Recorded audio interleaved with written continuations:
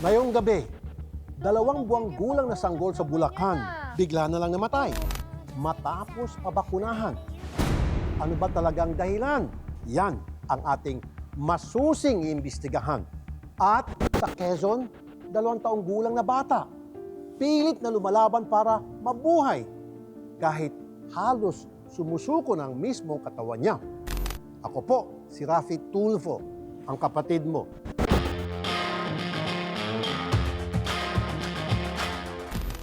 Normal sa isang sanggol ang lagnatin kapag pinababakunahan. Ganyan din ang nangyari kay Baby Zane.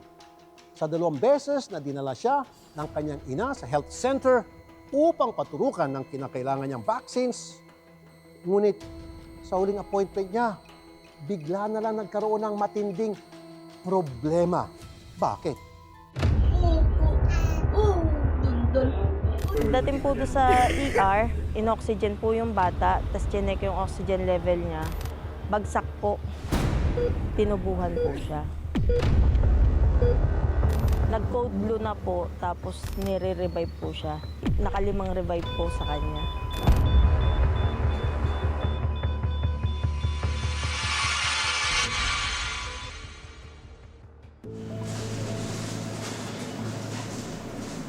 Parang eksena sa pelikula. Pero sa pagkakataong ito, nangyari talaga sa totoong buhay ng 2-month-old pa lamang na sanggol ni Yuka na si Zane Alas. December 2025, isinilang si Zane. Malusog ito at sigurado ang kanyang mga magulang dito. Yung bata po, napakalusog po. Bago ko po dalhin doon. Tsaka alam ko po sa sarili ko na walang sakit yung bata eh. Umaga ng February 25, 2026, schedule ng bakuna ni Baby Zane sa Harmony Hills 1 Health Center sa San Jose del Monte, Bulacan. Dito, biglang may nagbago sa bata. Nung umaga po noon, talagang masigla pa po yung bata. Wala po kasing kahit na anong sakit yung bata eh. Nung nagpabakuna po kami nung February 25 po, 2026, nung nakauwi na po kami dun sa bahay, pansin ko po yung anak ko na ayaw po magpalapag, which is common naman po kapag bagong bakuna yung bata. Pero wala naman pong lagnat. Humina po dumede, tapos kumonti rin po yung ihi. Pagpatak ng gabi, nag-iba na ang itsura ni Baby Zane. Iniisip ko po na baka side effect lang po ng bakuna. Then dumating po ng gabi, pansin ko po yung bata, namumutla po yung bibig. Tapos pag open ko po nung overall na damit po niya, kita ko po umaalon po yung tiyan ng bata. Dito na sila nagdesisyong itakbo sa ospital ang sanggol. Bigla na lang pong namutla yung labi. Tapos ang bilis ng paghinga. Kinagulat ko po kasi wala naman po siyang ubo o sipon man lang. Tapos bigla pong aalon yung tiyan ng hirap po sa paghinga yung bata. Kaya ang ginawa ko po, dinala ko po sa ER agad. Subalit, laking gulat, hinagpis at galit ni Yuka. Dahil makalipas lamang ang ilang oras, binawian na ng buhay ang kanyang bunso. You wanna pick up? It's okay. Ang cause of death po is meningitis, tsaka septic shock po. Pero as per PEDYA po, hindi po nagawa lahat ng test para masabi meningitis dahil unstable na po yung condition niya that time. Nagbase lang po yung doktor dun sa mga labs po. Sa puntong ito, isa lang ang naiisip na dahilan ni Yuka para mangyari ito sa kanyang anak. Sa bakuna po ako nagsosuspecha dahil po yung sa picture po ng bata po, yung hita niya po, namaga po ng husto, umalsa po. May napansin din si Yuka sa paraan ng pagbabakuna sa kanyang anak. May nakita po akong pinatak niya dun sa bata. Ngayon po, tinignan niya po yung bottle. Then tinapon niya, sabi niya, ay, sa susunod na lang. Pero nakita kong may pinatak, pinabura niya po doon sa assistant niya. Sa record po, doon sa booklet ng bata. Pero ito ang mas masakit. Ni hindi nahawakan o personal na nakita si Baby Zane ng kanyang ama bago ito pumanaw. Nagtatrabaho kasi si Albert sa barko. Masakit po eh. Kasi lalo yung asawa ko po, hindi pa po niya nakikita simula paglabas po nung bata hanggang po sa mawala yung bata, hindi niya po nakita. Kaya po nung umuwi po yung asawa ko, doon po dumiretso sa morgue yung asawa ko. Ang pinakamalungkot pa sa lahat, ang araw na nawala si Baby Zane ay ang araw din pala sana na magkikita na silang mag-ama. Ang dapat sana'y bakasyon na uwi sa lamay. Pasundo po talaga kami ng mga bata sa kanya. Kaya lang po, hindi na po niya naabutan. Siyempre, masakit po sa tatay dahil hindi man lang niya nakasama yung bata, hindi man lang niya nakita kung paano yung pagtawa ng bata, kung paano makarga. Tapos uuwi po siya, ganun po ang kakadatnan niya po.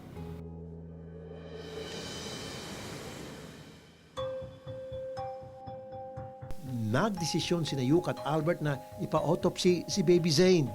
Yun nga lang, nang malaman nila ang mga gagawin sa labi ng kanilang anak, Hindi po namin tinuloy kasi nung nalaman po namin yung proseso, naawa po kami dun sa bata.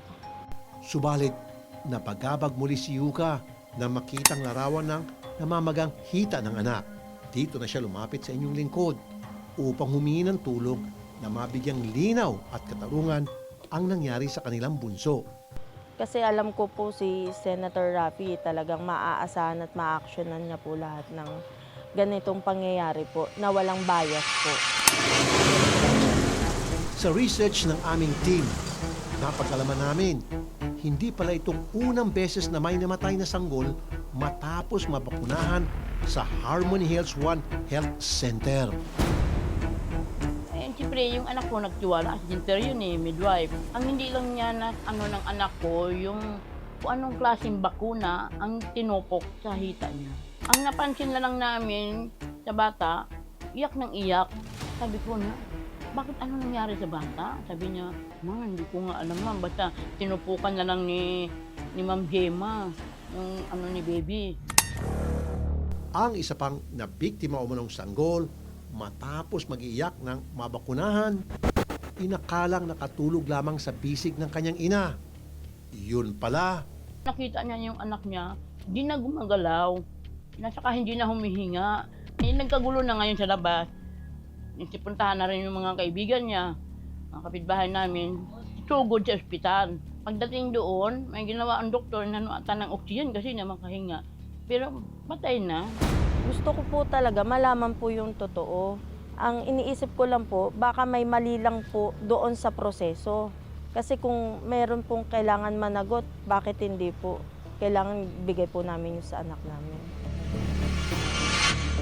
heto ngayon ang malaking tanong. May kinalaman nga ba ang paraan ng pagbabakuna kay Baby Zane sa kanyang pagkasawi? Isang midwife ng barangay ang nagbakuna sa sanggol. Ang tanong muli, pwede bang magbakuna ang isang midwife? Ito ang ating aalamin sa pagbabalik ng Kapatid Mo.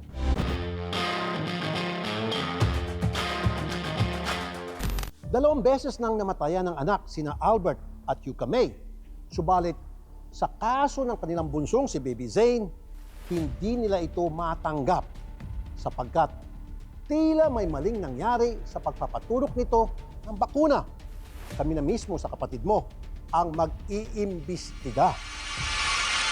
Ang ganda ng baby! Oh. Wala po talagang kahit anong sintomas yung bata eh. Kasi kung meron naman pong sakit yung bata, unang-una, as a mother po, hindi ko po isusugal yung bata na papabakunahan pa. Ito ang pinanindigan ni Yuka nang tanungin kung ano ba ang kondisyon Baby Zane nung ito ay bakunahan sa Harmony Health One Health Center. Kaya hindi talaga niya lubos maisip kung paanong sa isang iglap bigla na lang babawian ng buhay ang kanyang anak. Nung hapon po, chinek-check ko pa po yung in-injectionan sa kanya sa hita. Hindi naman po namamaga eh. Tsaka kino-cold compress naman po yun. Kaya lang po nung gabi po, Napansin din po nung pedya yan sa pinagdalan ko sa ER na namamaga po yung hita niya.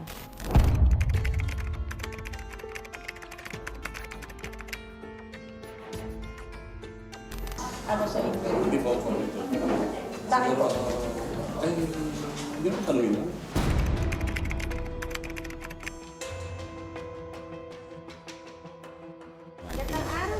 Hi, ma'am. Opo. Ganito kami sa TV5. Ganito po kasi may birthday. Ay! Ano oras po siya makabalik? Whole day po yun. Seminar po? Whole day po yun. Sino po pinaka-tip? Siya po. Siya po talaga. Siya talaga.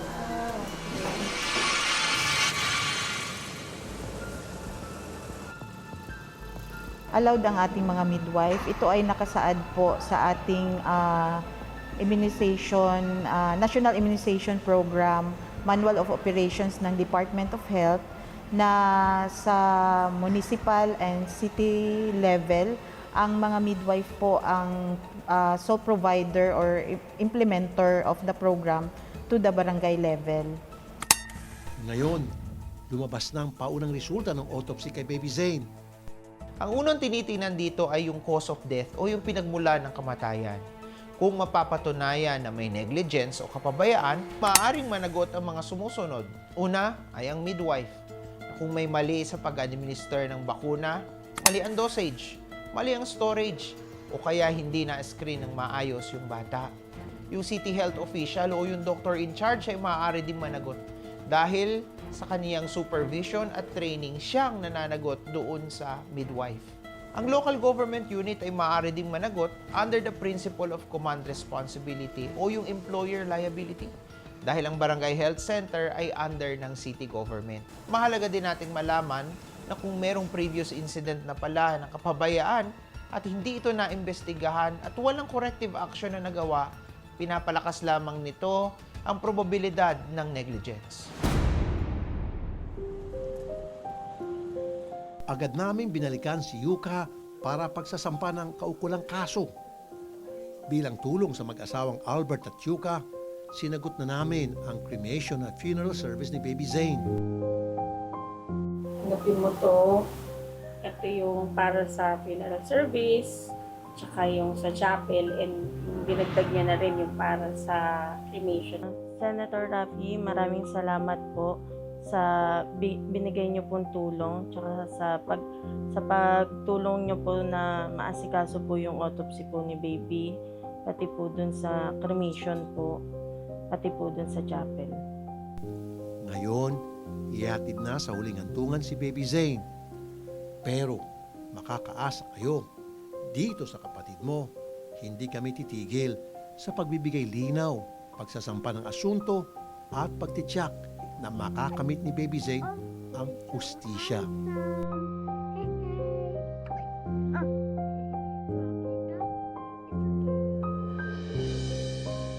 Hindi na maibabalik ang buhay ni Baby Zane, pero dapat magkaroon ng maayos na sistema at panuntunan ang mga papublikong health centers sa pagbibigay ng tulong pangkalusugan, lalo na sa mga sanggol at batang pasyente. Nang sa gayon, ang mga questionableng insidenteng tulad nito ay hindi na maulit. Susunod, baby boy sa Quezon, 2 taon nang nakikipaglaban sa kanyang pambihirang sakit. Ang kanyang kwento, abangan sa pagbabalik ng kapatid mo.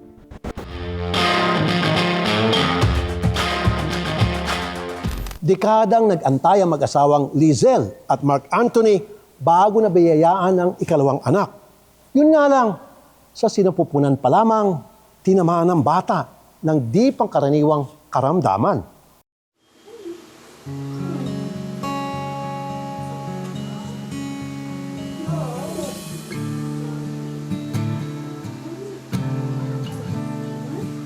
Tatry po kami mag-conceive, nagpa-check up po ako.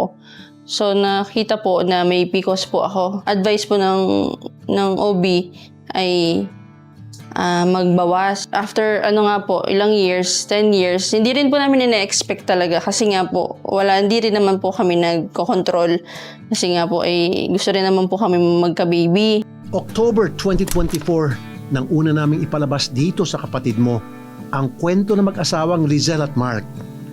Ganoon na lang ang kanilang excitement nang malaman na matapos ang isang dekadang paghihintay, masusundan na sa wakas ang panganay nilang si Sofia. July 2023, nalaman ni Lizelle na buntis ulit siya. Pero ang sayang ito agad napalitan ng lungkot.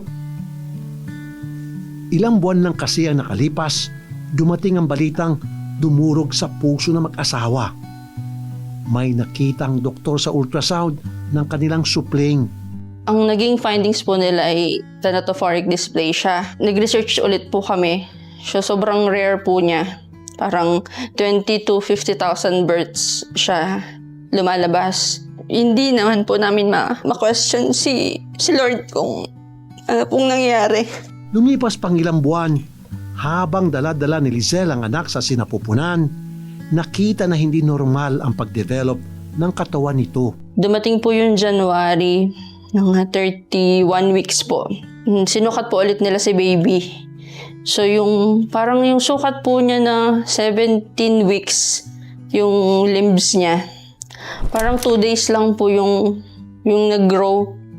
For 17 weeks and 2 days lang po. So, sobra talagang iksi po. Tapos yung kanya pong tiyan, yung parang bell shape po. Pagtatapat din ng doktor sa aming team, ang kondisyong ito ni Baby Miguel, buwan lang ang binibilang ng buhay. Sa iba nga, linggo lang. Thanatophoric dysplasia ay isang skeletal dysplasia. Ibig sabihin, problema ito sa buto. No? So, ang ibig sabihin ng thanatophoric ay death-bearing actually. No? So, isa siyang kondisyon na lethal. So, nakakamatay itong kondisyon na to primarily because of the presenting signs and symptoms. No? Na apektado syempre yung yung mga buto, sobrang mga maliliit, no? So pati yung chest maliit. So yung paghinga apektado. So mainly yun yung isa sa nagiging cause ng death sa thanatophoric dysplasia. Sa kabila nito, buong tapang na hinarap at tinanggap ng mag-asawa ang problema. Malungkot kasi una hindi naman namin inasahan na magiging ganun yung sitwasyon ni Miguel. Although binigay ni Lord na lalaki yung magiging second baby namin, tinanggap ko na siya agad. Kahit sinong parent naman tatanggapin kung ganun ang maging case ng anak nila. Nang isilang si Baby Miguel noong February 2024, malaki ang kanyang ulo, maiksi ang mga braso at binti, at maliit ang dibdib. Kinailangan siyang agad na lagyan ng respiratory support. Nung nakita po namin siya, yung paghinga niya, wala po talagang galaw. Talagang yung machine na po yung naka-maximum na po yung machine niya para makahinga siya. Kinausap ko po yung doktor niya. Kasi kung gano'n na naman po ulit yung mangyayari after po. Kasi back to zero po ulit eh. Kung gano'n na naman po ulit yung mangyayari after intubate, may extubate. Then, nakiusap na po ako dun sa nurse na kung pwedeng pumasok po sa NICU. Pumasok po ako sa NICU. Kinausap ko po si Miguel nun. Sabi ko po sa kanya, binulong ko po sa kanya na kung pagod na siya, kung hindi na niya kaya, okay lang. Okay lang sa amin. Kasi nahihirapan na siya eh. Mahirap po sa magulang na makita yung anak mo na nagkakanan. Halos hindi na mo makahinga ng maayos. Tapos after po nun, isinuko na po namin si Miguel kay Lord. Sa kabila ng sitwasyon, nagdesisyon sina Lizelle at Mark na ipabinyag si Miguel. Makalipas ang ilang araw, himalang bumuti ang lagay nito. At matapos ang ilang linggong pananatili sa ospital, nauwi rin nila sa bahay si Miguel. Na-extubate po ulit siya. Gumanda po yung progress niya. Tapos po after po nung 3 days na yun, tumawag po sila na mami, pwede ka na pong pumunta dito sa NICU para po magpa-breast milk. Nung time lang po na yun namin siya nahawakan. Hanggang dumating po yung April. Gumanda po lalo yung progress niya. Kahit po yung mga yung mga doktor niya. Nagtataka din dun sa naging improvement niya. Kasi ngayon lang daw po sila nakahawak ng case na nag-survive ng ganong katagal. Nung una makipag-ugnayan sa kanyang kapatid mo, problema nilang napakalaki ng bayarin sa ospital. Kaya naman, agad namin silang inabutan ng tulong. Habang buhay po na pasasalamat at sa kay Idol Rafi sa tulong niyo po, tulong financial po at sa mga gamit po ni Miguel. Sobrang laking tulong po nito para sa kanya, sa daily expense po niya, sa medical expense po niya. Taos puso po kami nagpapasalamat kay Idol Rafi. Sana po ay patuloy po kayong pagpalain ni Lord. Maraming salamat po kay Senator Idol Rafi sa lahat po ng staff na bumubuo ng kanyang team at sa lahat po ng taong ginamit ni Lord para makatulong sa amin pinansyal saka sa patuloy na darasal para sa tuluyang paggaling ni Miguel. Maraming salamat po sa inyo.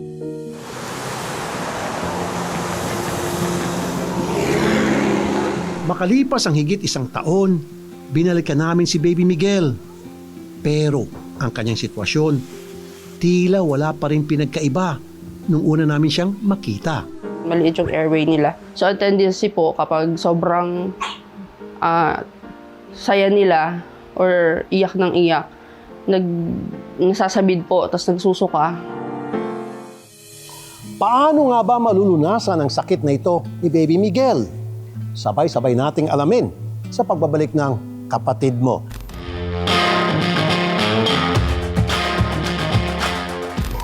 Napakasaya ng kondisyon ni Baby Miguel. Kaya halos wala nang tigil sa pagbabantay sa kanya ang pamilya.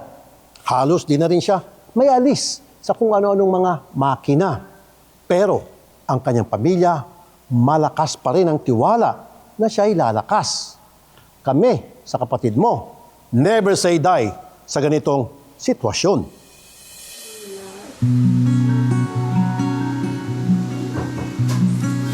Dalawang taong gulang na ngayon si Miguel.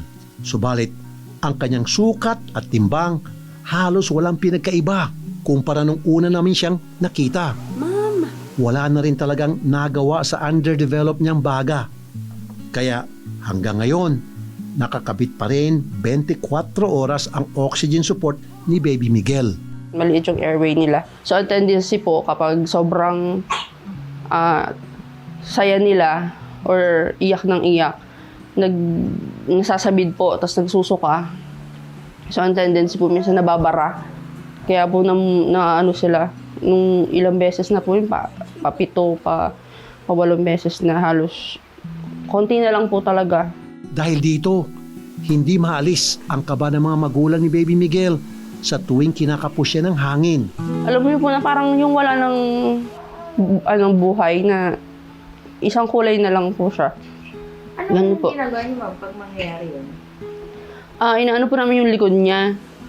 Tapos pinapaiyak po namin siya. Tapos lagi pong naka-ready yung nebulizer niya. Base naman sa mga pag-aaral, ang kondisyong katulad kay Baby Miguel, kadalasang 3 taon lang ang inaabot. Matagal na itong alam ni Nanay Lizelle. Pero napakasakit pa ring isipin.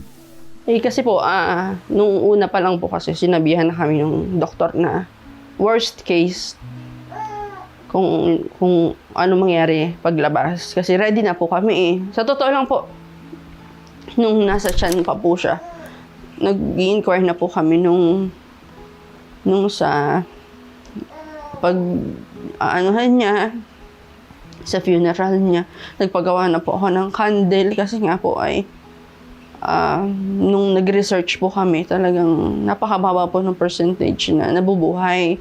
Tapos sinabi nga po sa amin ng doktor na hindi nga po mahaba yung buhay niya. Minsan up to 3 years, ganyan. Sobrang dalang po nung tumatagal.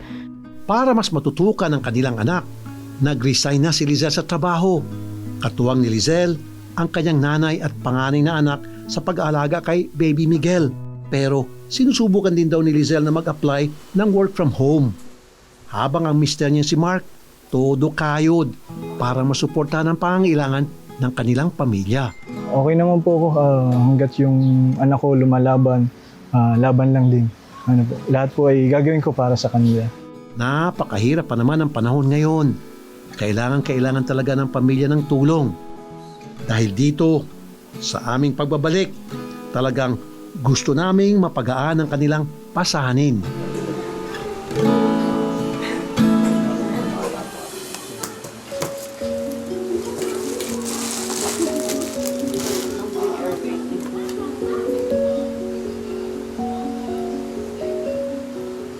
Pinaghanda na rin namin ang pamilya para sa pamamasyal. First stop, masarap na tanghalian para sa pamilya.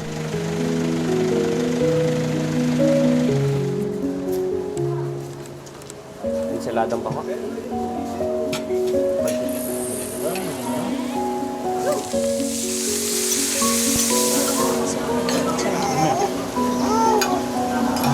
Parang fiesta sa dami ng inihandang pagkain.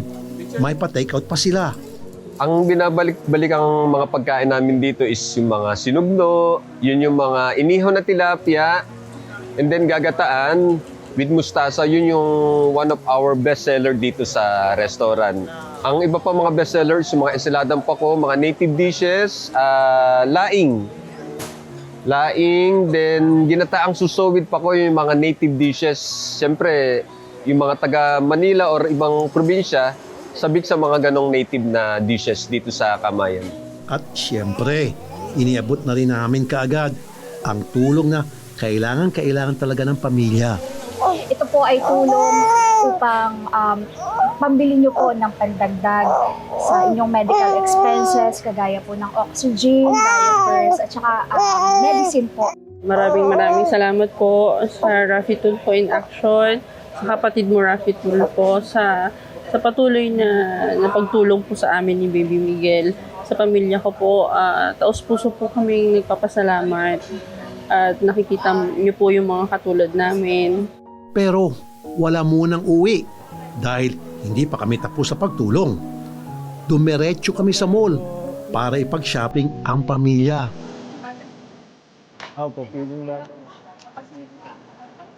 Inilibre ng kapatid mo ng mga gamit, damit, at laruan si Baby Miguel.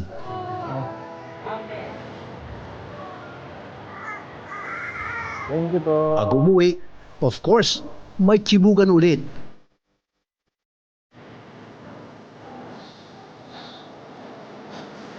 At si Baby Miguel, mukhang nag-enjoy din. Ito ni Lizelle, naramdaman niya sa araw na yon, tunay na masaya at hindi stress ang kanyang bunso. Thank you so much po sa experience na to. First time po ni Miguel na pumunta sa mall.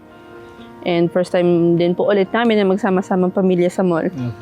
Nakakatuwa po kasi alam ko pong happy si Miguel. First time lumabas ni Miguel, nakakatuwa bilang isang magulang. Nagkakasama lahat kami. Maraming salamat po.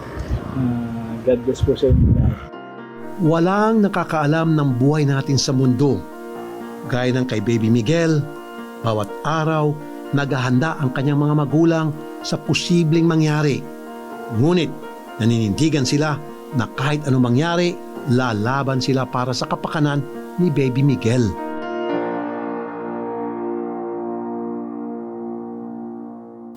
Hangad namin sa kapatid mo na lumakas na ng tuluyan si Baby Miguel at sa kanyang pamilya na patuloy silang magpapatatag sa pagtaguyod sa ganitong sitwasyon. Hanggang sa susunod na linggo, ako po si Rafi Tulfo, ang kapatid mo.